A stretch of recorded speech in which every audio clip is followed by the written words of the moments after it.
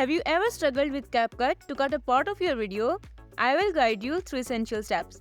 If you are a beginner, you may face problem in using CapCut features because when I newly started using CapCut, it was hard for me to work with the required features, but now it's okay. CapCut is really good as compared to other video editing apps as it contains a lot of features, and the best part is it's totally free. Watch the video till end so you don't skip any step. Play the video on timeline and pause it to the point where you want to start cutting. Use your finger to slide along timeline to precise navigation.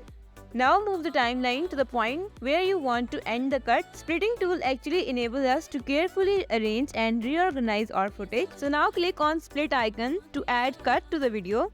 This will create a segment. Now tap on the unwanted segment that you want to delete and simply tap on the trash can or delete icon. Now play video on timeline to make sure the cut is as you intended. If needed, you can always undo your action and make adjustments.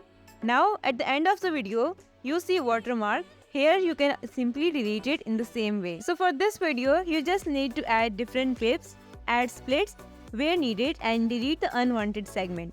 This is it for today's video. I hope it will help you. But still, if you have any question or confusion, comment down below. I will respond to every question.